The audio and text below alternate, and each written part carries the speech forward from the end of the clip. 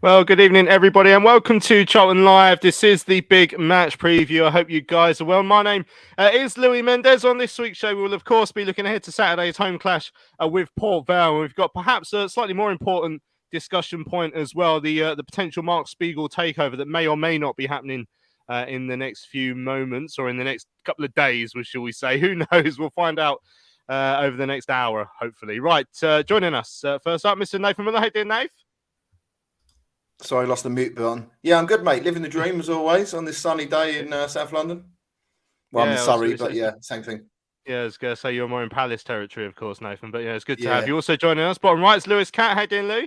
Yeah, I'm good, mate. Thank you. How are you? Yeah, not too bad. Not too bad. Buzzing for the takeover?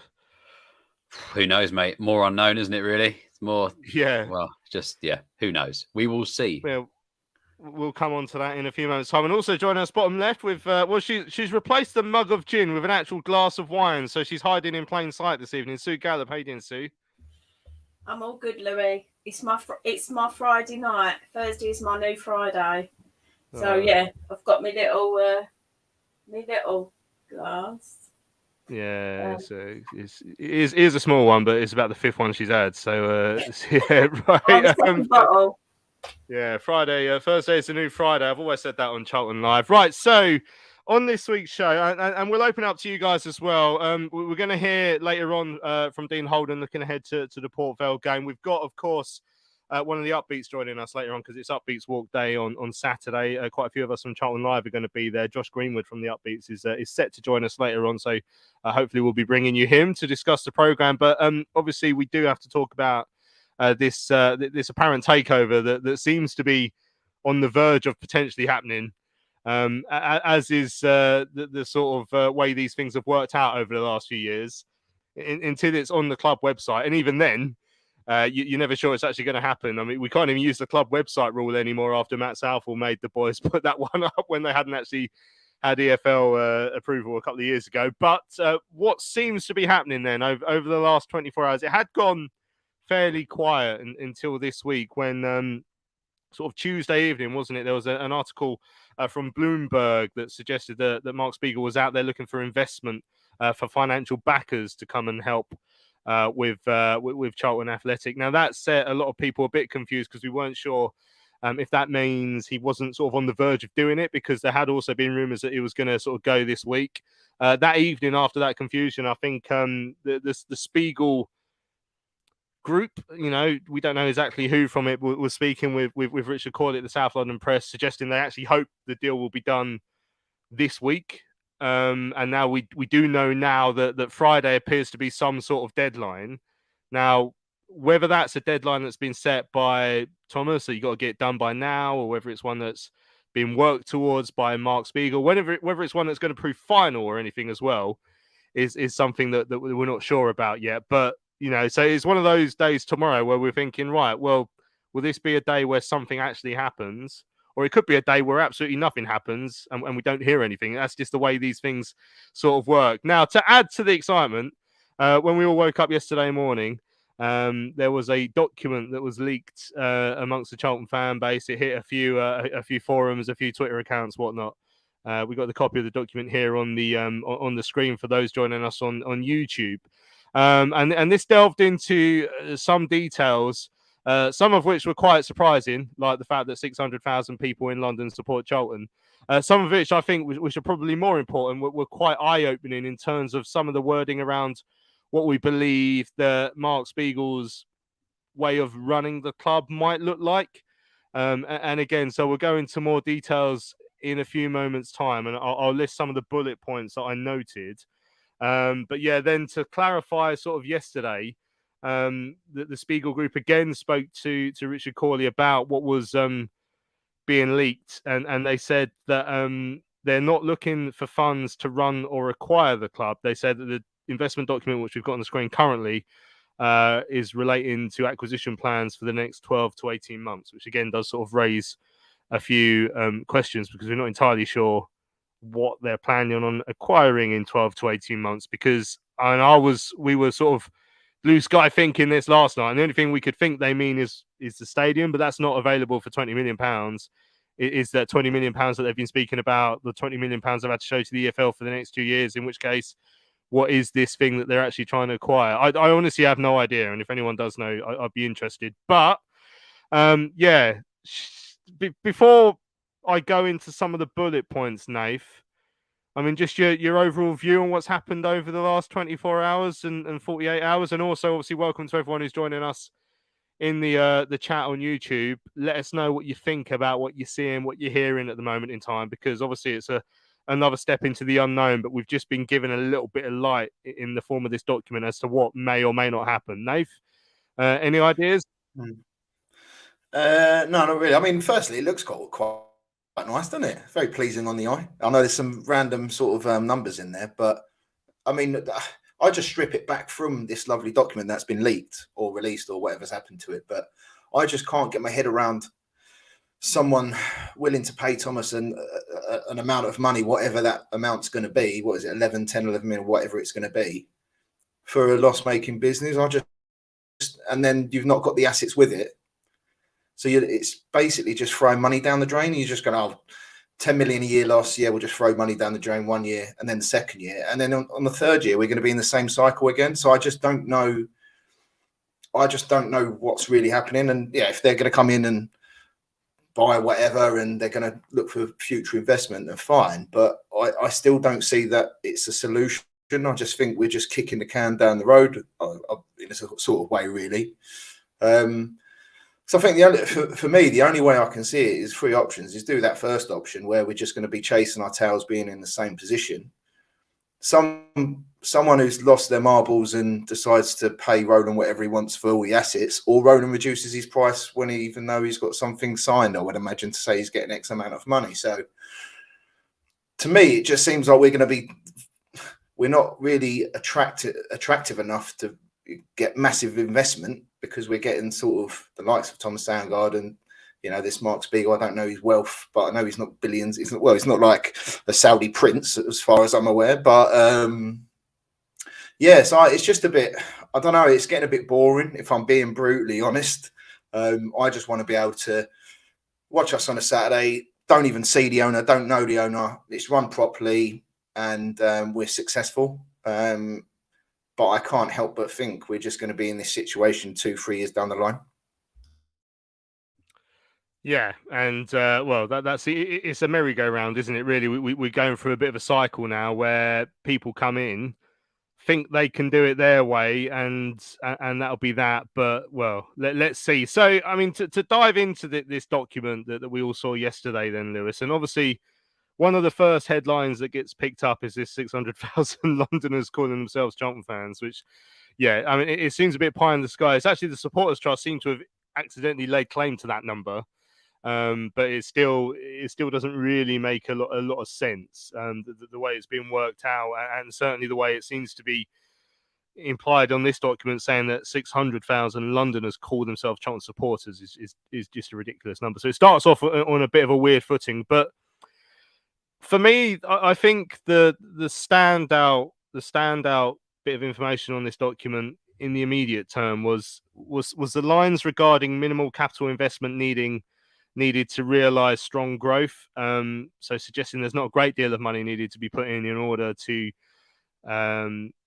well, you can look at growth as a number of things, but on the football front, obviously getting promoted, in terms of supporters coming in through the door, commercial activities. I mean, they're going for that sort of model because there was a line as well saying the investment thesis is not hinged upon promotion. So they seem to think that they can do stuff in League One in terms of making this an investment. Now, they also said revenues could effectively double from a return to just historical average match attendance and ticket price reset to League One median pricing. And again, some of the numbers on there for the ticket prices seem to be odd and a bit low. So some of the suggestion being that they'd go from what they said was an average ticket price of £15 and a bit or £16 and a bit to nearer £21. So whatever they sort of decide is the ticket price currently, they're almost implying it's probably going to go up by about a third.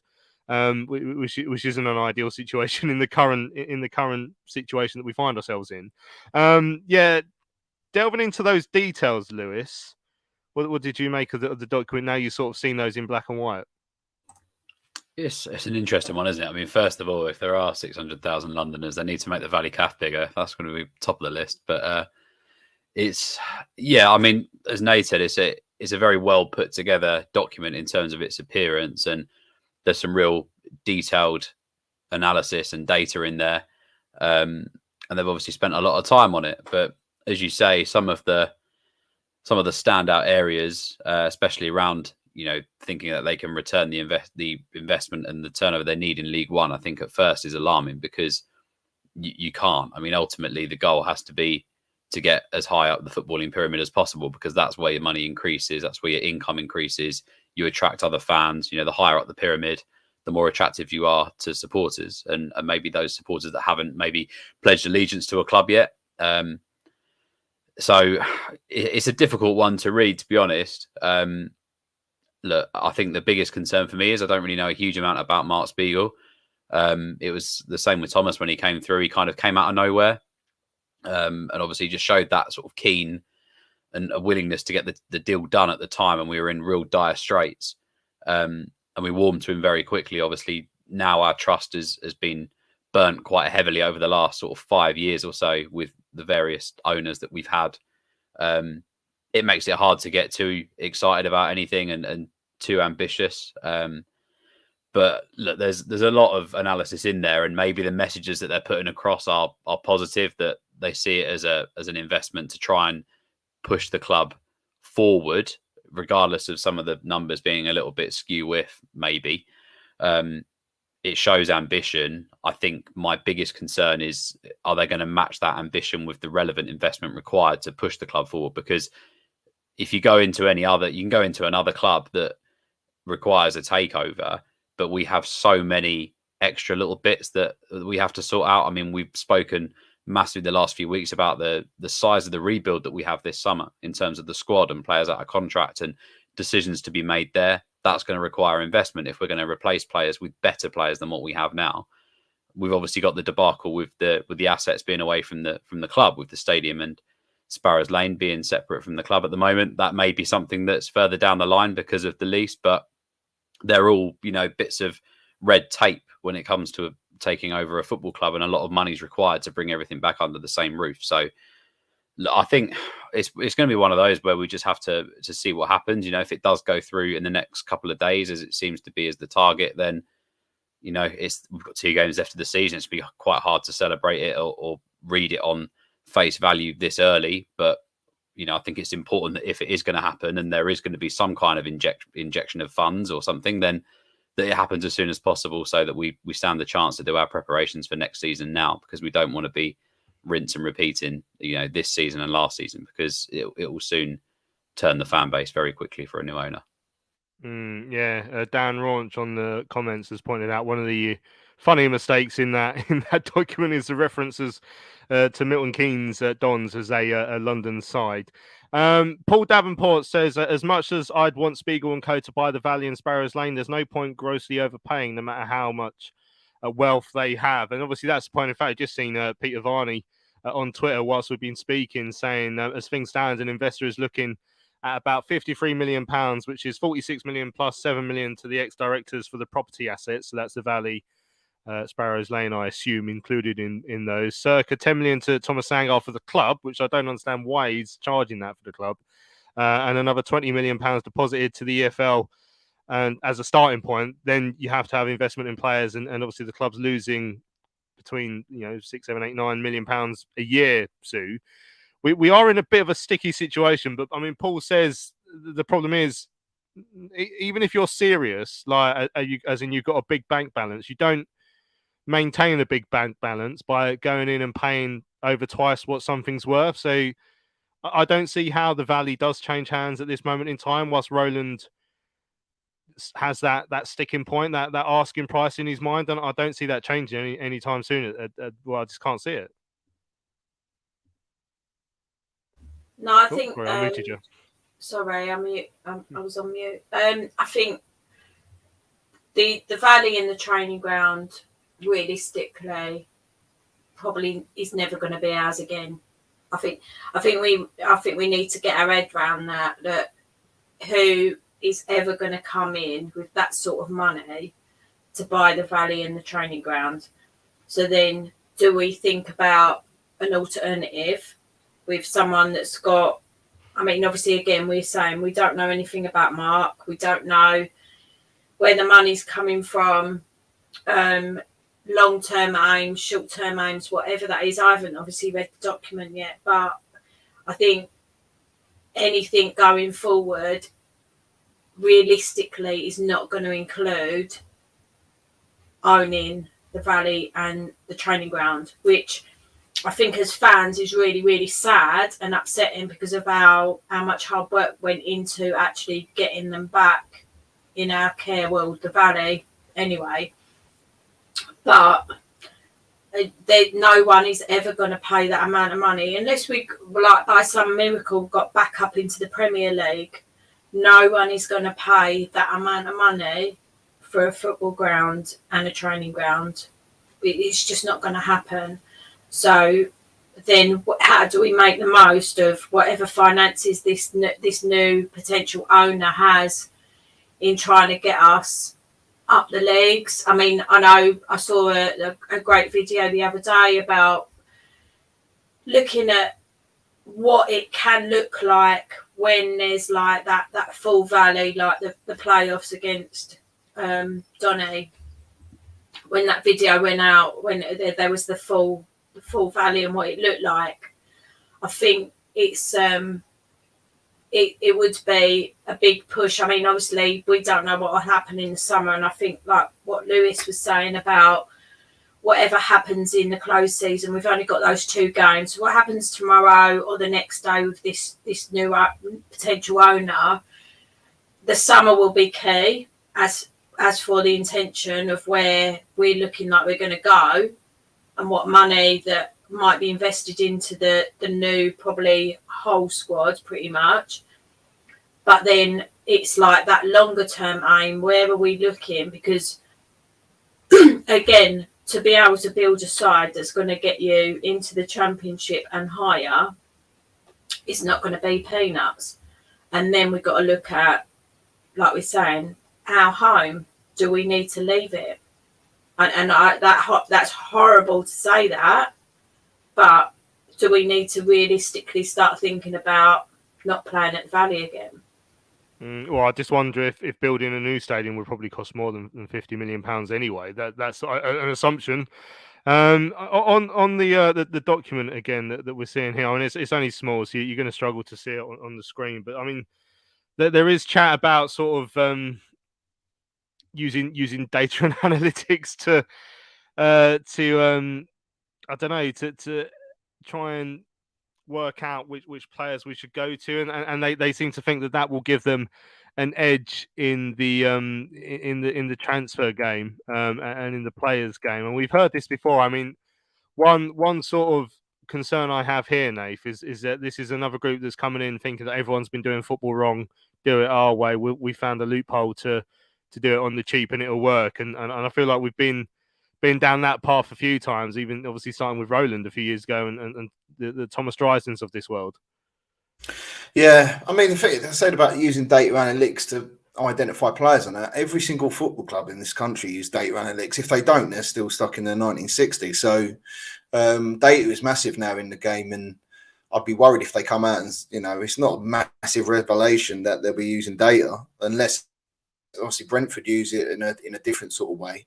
But yeah, I mean, yeah, I don't really know what they've put in there that's any different what the status quo is at the moment.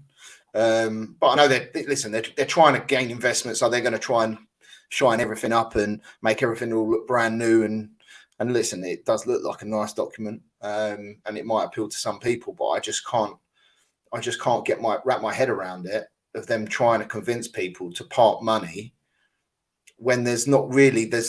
I just trying to. If I was an investor, like, what is my return? Like, what are you going to get in return to give them X amount of money? And there's no. You've got a massive out. I think, like Sue was saying, you've got a massive and Lewis. There's a massive outlay in the beginning. There's a massive capital investment that they've got to make. That's not guaranteed. So you can go and do an Ipswich and a Sheffield Wednesday and Bardol's place, but it's not guaranteed. You'll stand a better chance, but it's not 100% given. So, but I guess that's football. But I just think if you're trying to sell something to someone and say, yeah, we haven't got the assets. So even if you try and bridge that gap, I don't know how they're going to increase they increase the amount of income coming into the season or within a season if we're not doing that great. Then if you try and plug a gap in terms of selling your assets, well, your ground and your training ground ain't yours. So what have you got on your balance sheet? If you've got player registrations, and of our player registrations, who have we got? Leeburn, maybe Ash, maybe Lucas, but we're not talking multi 20, 30, 40, 50 million pounds per player here. So I just don't really know how this is any much different to what Thomas Sandgaard is. Listen, like I said at the beginning, I don't know Mark. He could come in, he might take over tomorrow and he'll be the best thing since sliced bread for all I know, and I hope he is. But we've seen it so many times, and everyone can talk the talk, can't they? Everyone can do that. But unless actions speak louder than words for me. So if he comes in and walks the walk as well, then I'm all for it. But like Lewis said as well, we just need to see how it plays out, as we always have done, then just hope it doesn't fall through, because that's what scares me a little bit, is if it does fall through or it doesn't happen, what happens if Thomas all of a sudden goes, oh, I can't really bother anymore, or I don't really want, especially in the off season, you ain't got no money coming in. Well, do you know what I mean? So I think that's the sticky there's bit. certainly a suggestion out there that he's had enough, and he doesn't particularly want to be putting in much more money. So that would be a very difficult situation. But then he'd just become, I guess, someone who has to sell really quick, which he is anyway. I just noticed that Red Chaser on the forums asking about my mug. Here's a Charlton Live mug. It's the one based on the kit at the end of the late 80s. So it's not red and blue for what he was asking, but just in case he thought he was. Nathan's got one as well there, as we can see. Rufus saying it would be good to see what staff the owners bring in, if they bring in their own people, actual trusted football people with the correct knowledge to actually build a squad, because obviously that is something that we've lacked over the last few years in terms of expertise behind the scenes. We've had as Patrick's pointed out, we've not had much luck with the people they've brought in over the last few years, the likes of Katrine Mayer or Martin Sandgaard in the last, or the current ownership, we should say at the moment. All hell let loose asking if Martin Sandgaard supplied the data to the Spiegel people. It might have done on the 600,000 fans. Dean sort of says it all, really, doesn't he, Lewis? Spiegel has got to prove it all with a very skeptical fan base. I mean, there was another comment further up as well from Craig saying, has there ever been a less eagerly anticipated takeover? There's very little optimism. They've got to come in and prove themselves. We'll put it that way. Like, we're sort of in this weird situation now where if it's happening, and if it happens tomorrow as per the deadline that Spiegel's been talking about, then, well, what do? We sit there and see the colour of these people's money and how well they can run the club, and obviously that's going to be a massive concern. And they've got to win us over. I don't think we're naive enough to go into it as we have perhaps the last few ownerships. I mean, George is saying give the new owner a chance, and obviously people will, because they've got no choice. But they'll certainly be being watched very closely this time around, Lou. Yeah, definitely. And I don't think it's a case of fans not giving Mark Spiegel a chance, because, as you say, they don't really have the choice, because it looks very likely he's going to own the football club imminently. So you know, as we've touched on, really, it's hard to judge him on anything now because the season, you know, it's a dead rubber. We've got our last home game Saturday, the last game of the season next week, and then the players will be off for however long, and they'll come back for a pre-season campaign, and that's where we'll start seeing, you know, the investment and how serious they are about mounting a challenge. You know, if they want to, you know, make the revenue streams that they say in this document, then they're going to have to invest early and give Dean the tools that he requires to put together a competitive promotion pushing side. Otherwise, it's rinse and repeat, and look, it's going to be a tough ask. And my big concern here is that there's no real experience there in the sporting industry for him, as far as I know. And I think the point that that one of the comments said about bringing in people that understand football as a business and as a, you know, as a full set, that you do need the right people in place that understand what they're doing to make those critical decisions, you know, commercially, to make those revenues better. You need people that understand the industry as sport and not anything else, to maximize the growth of the football club. You need the right people in the recruitment team for the playing staff. You know, that's been a hot topic since the Sandgard era really took place, that there's maybe not been the right level of knowledge there, and that's going to be critical because the rebuild's so tough. You need someone, you know, with Steve Gallen, you know, a team there with Steve Gallen that can bring in the right players, and that they, you know, understand what it takes to get out of this division. And it's all going to cost money. You know, as we said earlier, it's not a cheap venture for anybody, any football club. It is, you know, it's a money pit. It is, until you're in the higher echelons of the footballing pyramid. It is a money pit. So if he hasn't got the money to run it, we'll find out very quickly. But you know, as we say, we've got to give it a chance because, you know, people are at the end of the tether with the current ownership. That looks like that's coming to an end now. There's going to be another chapter in the Charlton Athletics story, and you know, hopefully it's a positive one for everybody because we've been through enough. You know, we really have, as a football club, been through the mire. So, you know, it's about time we got some luck. We've just got to take Mark as he is now, and if it does go through, which it's looking like it will, then we've got to maybe be a little bit patient and see what the off season brings and see how we shape up heading into the next campaign. Yeah, Lawrence says he only just joined. I heard a lot about tomorrow. Is this now concrete? So I mean, as per sort of at the top of the show, you mean there's a deadline of sorts that's been set tomorrow, but we don't really know what that means. You know, tomorrow could easily come and go with nothing happening and nothing being said by anyone. It could be a massive anticlimax, or it could be we see Mark Spiegel on the pitch holding a shirt, playing a guitar. You know, who knows what's gonna happen tomorrow. I mean, Mr. Curly Whirly, which is a great name, says it's almost like Christmas Eve. Very concerned, but yeah, a little optimism is built up for. Not the hope that he's a good owner, then at least to get rid of Thomas Sandcastle, he's called him. That will be at some point. You know, the end of the Thomas Sandgard era is nigh, Sue. It was interesting watching a thread on Twitter earlier today about how we'll sort of be remembered. I mean, I think it depends on, I don't know, you how you saw what happened behind the scenes a bit more. You know, like I think those of us who really had a good eye on some of the way that the staff were being treated behind the scenes, you know, and I think that the broken promises and that sort of stuff will probably see it a bit differently to someone who just saw him as someone who came in, saved us from Southall's mob or whoever was the last lot that had us, Nimmer and Farnell, wherever it was at that point. And someone who had a lot of enthusiasm, but ultimately made a lot of mistakes. I mean, if you don't see the nastier bits behind the scenes, people might see it like that as well. It'd be interesting to see what his legacy looks like in 5 years for most fans. Yeah, I think it's a difficult one, and I think I've said it before.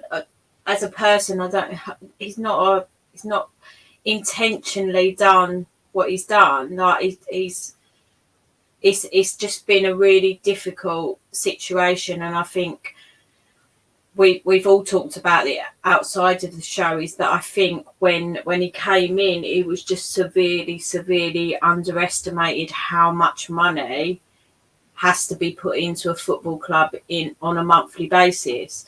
I think that there was a query of like sort of $1 million or just under a month. And that's not just the wages, that's the running of the stadium. That's like, I can remember when I was working at the club full time, and it things that you don't even think of, like toilet rolls, the amount of toilet rolls that you need on a match day, and the amount of money that costs. Those sorts of things that I think everyday fans, you don't really think about it. I never did until someone came up to the desk and said, unless you pay your bill today, we're going to take all your toilet rolls away. Now, that was quite a few years ago now, but effectively, you don't think of that stuff. And it's not just about paying the wages and getting players in. It's the daily cost of running a football club as big as we are. I know we sort of say we're not one of the bigger ones anymore, but actually, like, to run the Vale on a match by match or just during the week when the staff are there, it's not cheap. And again, I hope that Mark has done that research. If he's the one coming in and knows exactly what the expectation is in terms of daily funding that is needed to run a club of our size. It just, I think for Thomas, going back to Thomas, sorry, because you've asked me about Thomas, I think, again, no one goes into this thinking, I'm going to mess it up.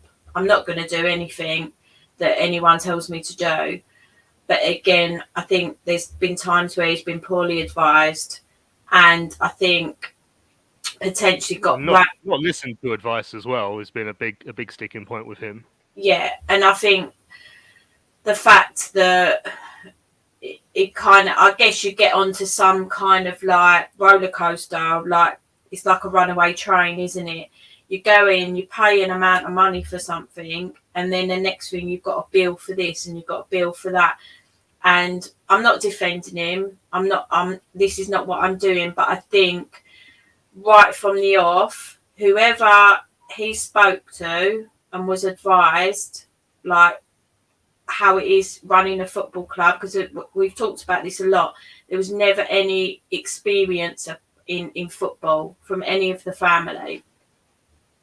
I know due diligence is such a long process, but it feels like that wasn't done properly, because he's obviously then said it's too much money every month paying. It's not sustainable.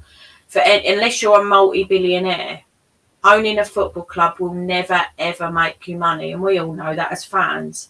So why is it these people that are coming in and buying football clubs don't seem to get that concept? So it is sad, because we did have so much hope when he came in. He did seem genuine. I was sucked in. Like, I think a lot of us were like sort of won over by the enthusiasm. But as you all know, I'm the rose tinted glasses one here. But it is, I feel like it's a really sad outcome. But we have to do what's best for our football club, and if that means that someone else is coming in, then that's going to be the best thing. Excellent. Right, we will talk more takeover stuff later on in the show, but we're going to a quick break, and when we come back, it's time to look ahead to Saturday's Upbeats Walk.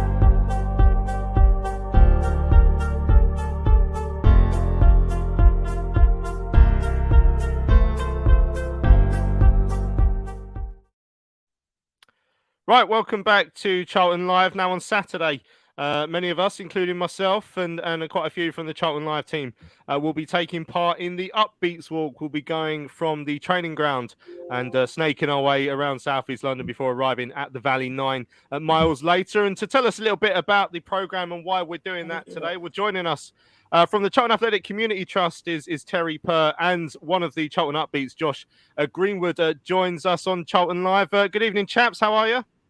Evening, Louis. Evening, everyone. All right? Yeah, not too bad. How you doing, Josh, as well? You all right, mate? Am I on mute or on mute? Are you all right, Josh? I can hear you. Yeah, can you hear me? Yeah, I can hear you great, mate. How you doing? Yeah, I'm doing fine. Excellent stuff. So, Terry, just quickly, while we're thinking about obviously the Upbeats Walk coming up. Obviously, we'll be asking fans to donate towards the program as well. Just give us a little bit of a rundown about the Upbeats program and why they need the funding from the supporters to keep going.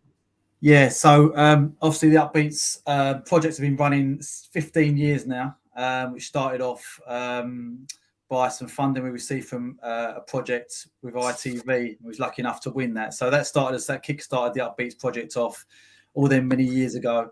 And since then, obviously, we do lots of fundraising stuff, mainly the fundraising walk yearly that really pays for the lads to experience the project weekly, which is football based, as you know, but also to engage in other activities. So we do lots of other stuff with the Upbeats now. It's not just about football. You know, we do residentials. We take them away to tournaments. 2 teams play monthly in Faversham. We also do some social evenings. Just recently, we took the whole group to watch Back to the Future up at the theatre up London, which was brilliant. So yeah, I mean the Upbeats has grown and grown over the years, and we've probably got around 35 regular attendees every Saturday, and that's from sort of 5-year-olds up to our oldest member, Paul's 49. They all get kit. They're all dressed out in Charlton colours, Charlton kit, Charlton tracksuit, just to feel part of the team. And the fundraising every year, that's what makes that happen. Excellent. And Josh, very proudly showing off your Charlton tracksuit there as well. Yeah, tell us a little my bit about tracksuit. tell us a little bit about what playing and being part of the Upbeats means for you, Josh.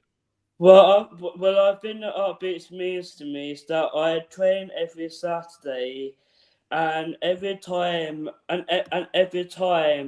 when the players comes up, the way that the Upbeats means to me is that all of them are kind of like family, and I always call them my Upbeat brothers, because we have got like a special community that's going on with the Upbeats, and it's all thanks down to Terry for doing that.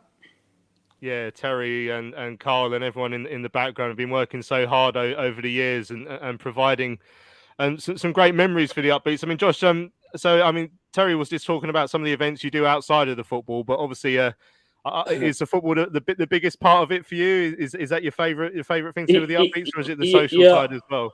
Yeah, I think my biggest part now that my dream has come true because I'm 19 is that what Terry did said that I am going down to Faversham for once a month, and I have been doing that. And I have been scoring lots of goals, and I'm still tuned with the Upbeats. And this coming up June, I am flying out to Belfast with the Upbeats. And on my previous, I scored 5 goals in my previous matches. So hopefully I can score more when I go to Belfast this year. Yeah, those trips to Belfast have always been one of the highlights of the Upbeats sort of calendar as well. And we've got the game coming up this Saturday on the pitch as well, Josh. I mean, are you looking forward to that, sort of stepping out of the Valley? Yeah, I am gonna look forward to it. So it's gonna be it's basically 2 times that I'm gonna be playing at the Valley pitch at the home ground. And the team that we're facing against is the Everton team of the Down Syndrome team. And I am getting used to tackling them, and hopefully I can prove them wrong and score more goals on the pitch.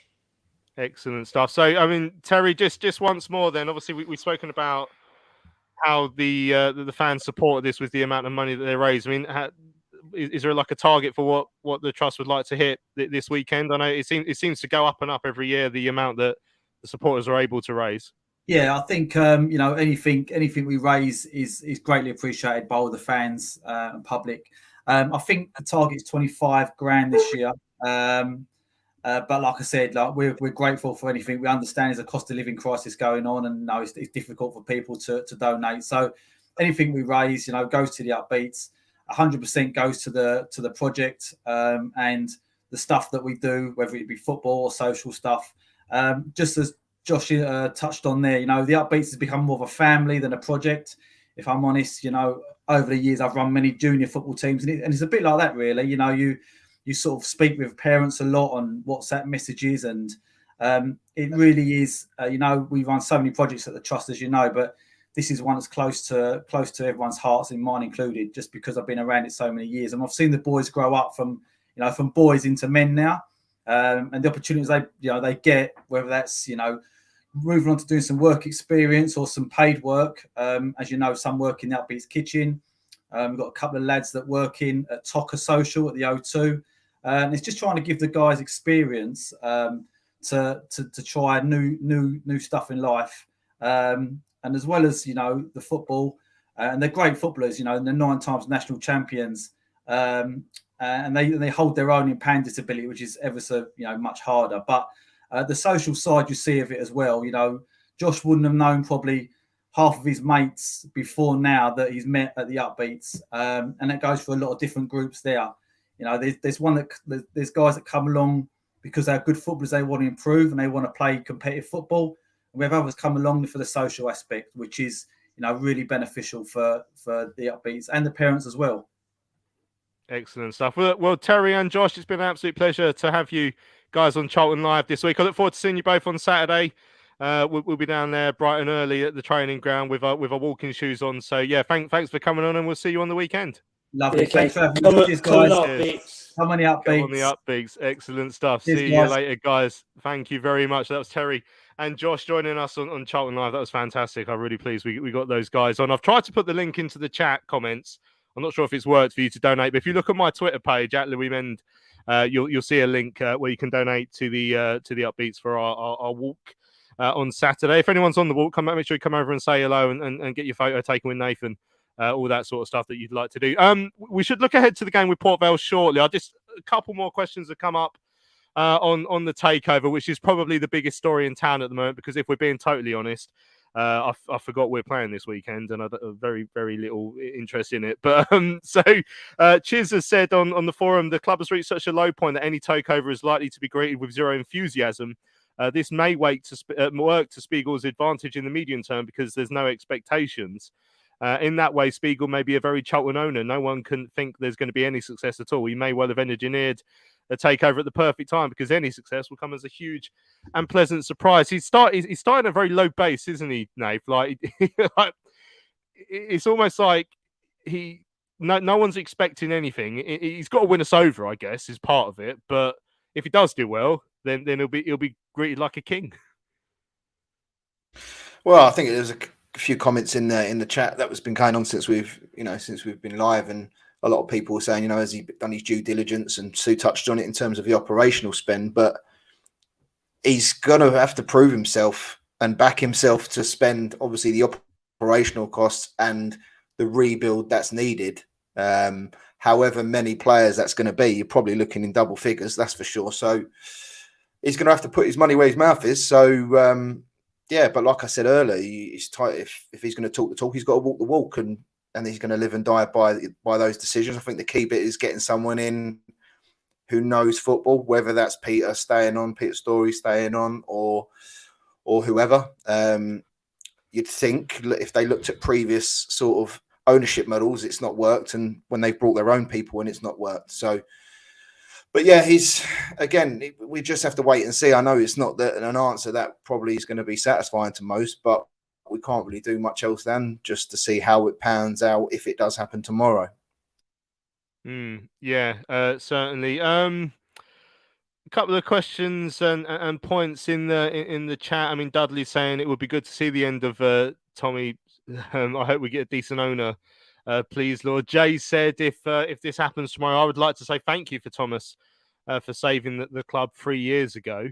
All hell let loose. Is it a worry that Mr. Spiegel has gazumped the Meffin Group? Why pay more? I guess if you want it, then you pay more. It's the fact that you're paying at all that I still can't get my head around in terms of this, Lewis. I find it very strange, but yeah. The proof of the pudding will be in the eating, as a wise man once said. Ben Hayes on the Charlton Live forum. Very much so. Yeah, he's got a hell of a lot to do, hasn't he? A very, very busy summer. He's going to have to hit the ground running straight away if he does get this takeover over the line, because there's a hell of a lot to do. There's a lot of areas, not even just on the footballing side, that he probably needs to target. There's there's a lot of work involved. And as you say, you question anyone really getting involved in football clubs these days because the amount of money that they hemorrhage. So look, as I said earlier on, we've got to be a little bit optimistic with it. Otherwise, we'd have nothing, would we? So we've got to try and keep our heads up and see how this all goes and judge them on face value as the pre-season goes by. And hopefully it turns out to be a good thing because, as we touched on a minute ago, if it goes right, then, I mean, he will be seen as a very successful owner and a bit of a hero because it's been so bad for so long. I think the famous saying when Roland left was like, surely it can't get any worse. And then we got ESI and obviously it was 100 times worse. It's just seems to be how Charlton is. And you can look at it the same way now. Like, could it get as bad under Spiegel as it has become under Thomas of late? You know, that he's got a bar that he needs to surpass because Thomas, I thought, did okay when he came in at the start. And as the guy said above, you know, he did save it as much as he may be unpopular now. We were in a really dire situation when he took over the club. You look at some of the decisions that have happened between now and then. Obviously, some really, really good people have left the club that's rubbed people up the wrong way. And there's been decisions that have been made that have been quite baffling. And it has disconnected the fans from the football club to a level that I've never seen at the moment. We spoke last week about how you know, horrible it feels down the valley at the moment because it's empty. We don't enjoy going there anymore. And that's a big issue. So hopefully we see some investment in the summer. We can get something that we can get behind as a fan base. People will buy season tickets feeling optimistic and we can start getting the place feeling like home again. Because at the moment it doesn't feel like home and that's key. Certainly is. Right. I'm sure more takeover stuff might come up later, or maybe on Sunday at the Player of the Year dinner when we're there recording. But we should have a quick look ahead to Saturday's game with Port Vale at the Valley, and who better to hear from than the Addicks boss, Dean Holden. Games to go. No midweek matches to worry about. How's the squad going into the last couple of weeks of the season? And any fresh injury worries? No, not really. No, the lads that have missed the chunk of games in recent weeks and months won't be available. Other than that, we'll have a squad that we've had for most of the past games. Really, there's nothing anyway. Certainly sitting here on a Thursday, you don't quite know what's going to show up before in the next 48 hours. But as we sit here now, we're pretty much as we were. And we're playing the Port Vale side at the Valley, who are now safe themselves from relegation, having won for the first time in 9 games last Saturday. But as we saw with Morecambe last Saturday, that means very little if we don't turn up and perform. So how important is it that we sign off with our last game at the Valley this season with a win? Yeah, I think since obviously Andy's took over, unfortunately Darryl lost his job a couple of games ago and I think they lost narrowly 2-1 to Ipswich and then, as you say, he had a good win against Bristol Rovers last week. So I think there's one. Isn't that one team that can maybe catch them goal difference wise? So I think they'll come here. Irrespective of the league position, I think they'll come here. Andy, obviously, there's a job available, so I'm sure Andy, as an experienced assistant manager, he's been around the block. He's worked with previous managers at different levels of the game, and I'm sure he'll probably want the job himself. So, you know, I'm sure he'll have his team fired up for that. There's players within that squad, as there are players in our squad who will be playing for contracts, either at the respective club or elsewhere. And that's why I always talk about, I don't care what part of the season it is, what position you are in the league, doesn't matter. You're a professional footballer and there's plenty to go for. There's pride, there's 3 points, and as a professional that should mean everything to you. So it'd be a good game for that reason. It's our last home game. We want to send our supporters away after a roller coaster season, let's say that, and we want to send them away with some smiles on faces and some optimism for next season, certainly. And speaking of smiles on faces, this time last week you were being grilled by the Upbeats at the press conference. Firstly, how good was that? But also on Saturday, it's the Upbeats Walk, and to raise money for what is a fantastic programme and a cause. You get to see them play as well before the game itself against Port Vale as they play Everton on the Valley pitch. I'm sure you'll be wanting to encourage fans to dig deep if they can and help the Upbeats programme. Yeah. Of course, we've said before, it's not an easy time for anybody, but if somebody's got some spare pennies, I'm sure. Yeah, the Upbeats, the guys would really appreciate that. There's a lot of great work goes on, as we've said time and time again, with the community trust, and it's a big event on Saturday, isn't it? Last home game, we've got the walk from the training ground to the stadium. Hopefully raise a lot of money for that, and then, as you say, the guys are playing on the pitch, which will be the most incredible day for them, won't it, and the families. So important that we all get behind them and show our support, and hopefully then they can watch the first team win as well. There we go. That's Dean looking ahead to the game on Saturday and the Upbeats Walk. We've had a couple of donations in, including Chris Collingwood, a couple of anonymous ones as well. So thanks to everyone who has clicked on that link so far after hearing from Josh earlier. Playing for pride, Sue. I played for very little of that last week, so that's something that needs to be put right, because I can't stand to see Tom Wallen as angry as he was on Sunday. I don't want to see that again. So we need to put this right on Saturday. Yeah, I think as well, we've talked about, like, just in terms of season ticket sales and stuff like that, like psychologically, if you come away from the last home game of the season with a win, potentially a new owner, that could boost the sales of the tickets in terms of the season tickets. But yeah, I mean, you do want to always end the season on a high, no matter how, like, there's nothing to play for but pride, like Dean said.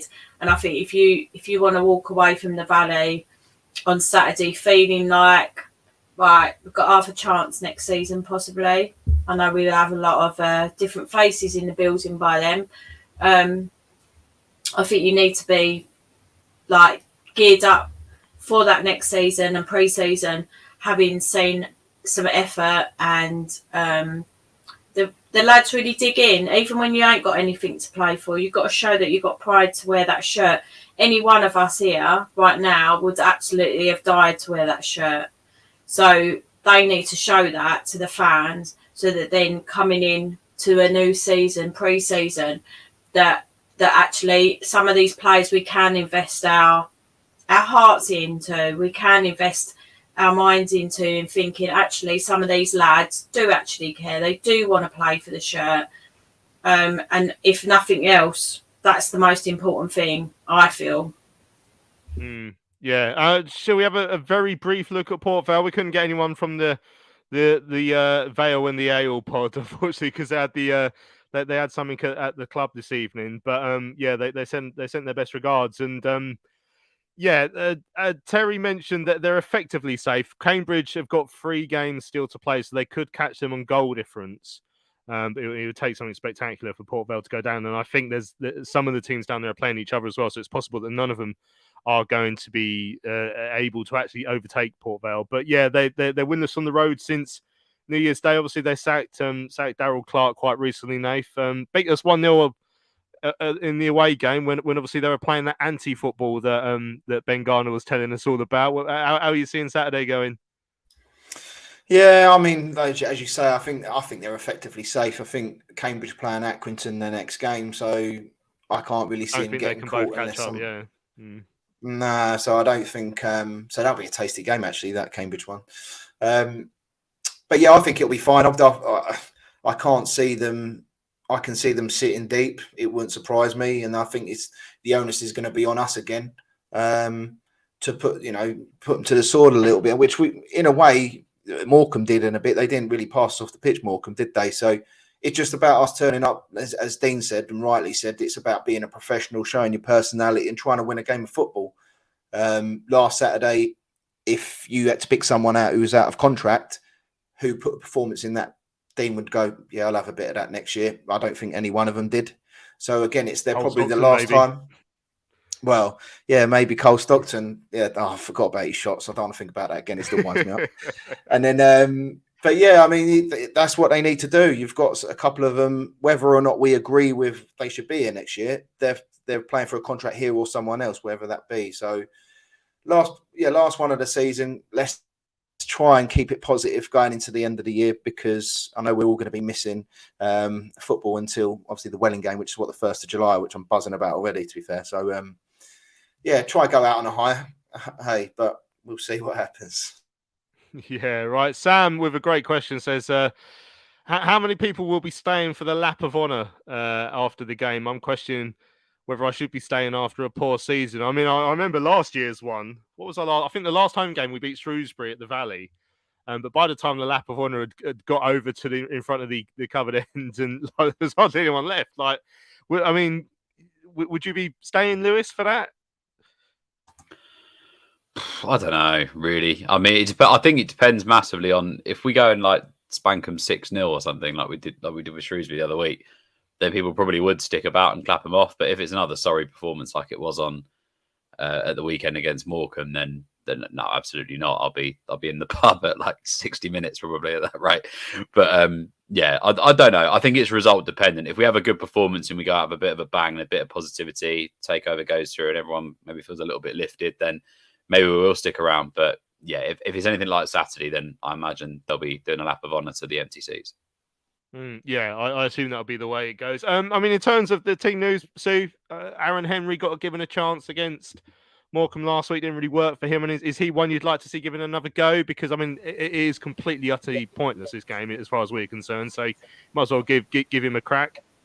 Oh yeah, I mean, and to be fair, like from what I can gather, obviously we've talked about I haven't been at all the games this season at home, but it sounds like last Saturday was for Aaron was a bit of a one-off. Like before he'd come into the team and actually played quite well. So 100% I would give him a go. Like, because again, if we're looking at Saturday as being a building block for next season, Saturday's your ideal opportunity to then look at some of those younger players and go, right, are they ready, or do I need to think about sending them out on loan next season? So someone like Aaron, I would 100% start him off. I think if you're playing a game that really there's nothing to play for, then what has he got to lose? If he plays well, it's like, right, he's in Dean's thoughts for next season.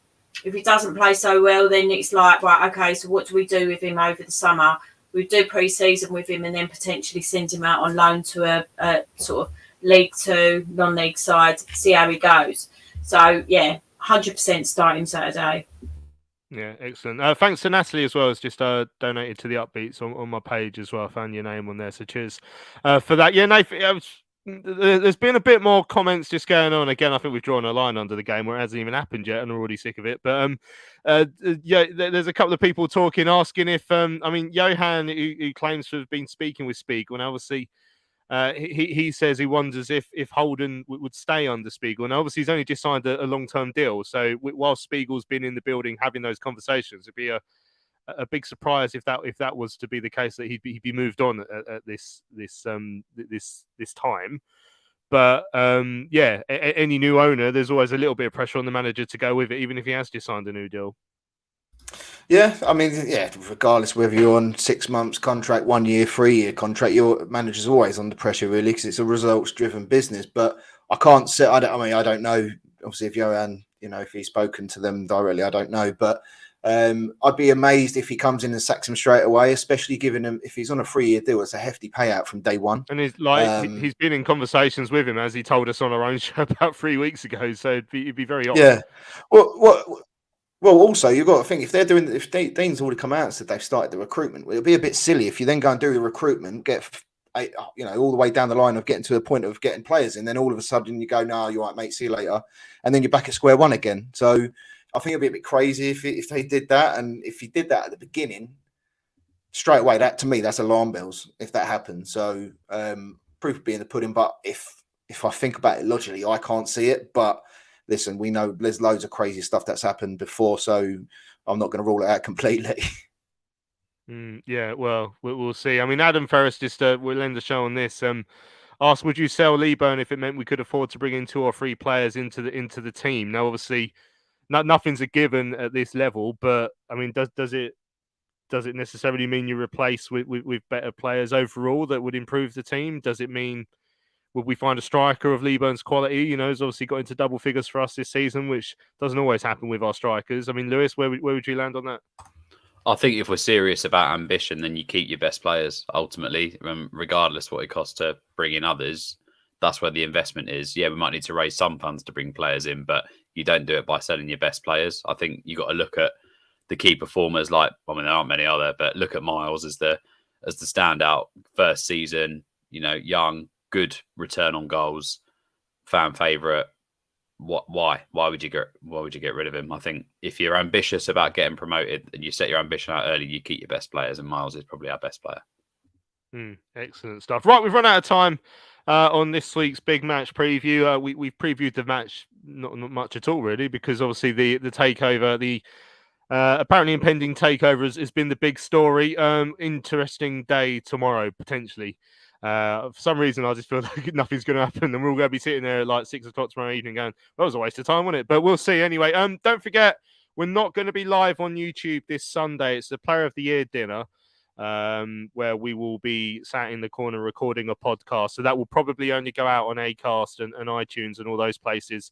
I don't really know how I'd get that onto YouTube. So just check your podcast feeds for that. That normally we have exclusive interviews with players and stuff. So fingers crossed we'll get one or two on the weekend. I'm sure we'll get Dean come over and chat with us for a few minutes. So yeah, looking forward to that show. Thank you to everyone who's joined us then this evening, to Tell and to Josh for that chat about the upbeats in particular, which I really enjoyed earlier on. Thanks to everyone who's continuing to donate to the upbeats via our page. Thank you to Nathan, to Lewis and Sue. A pleasure as always. Cheers, everyone. Thanks, Joe. Cheers. I'll see you 8:30 bright and early, Louis, on Saturday morning. Oh, I am looking forward to it. As I say, come and say hello if you're at the Upbeats Walk and get your photo taken with Nathan. He'll probably sign a couple of bits for you as well if you're interested. Right, I'm Louis Mendez. Thanks for listening. Like I say, check your podcast feeds for Sunday's show. It'll be out overnight after the Player of the Year dinner. We look forward to seeing you on that show. We'll see you later.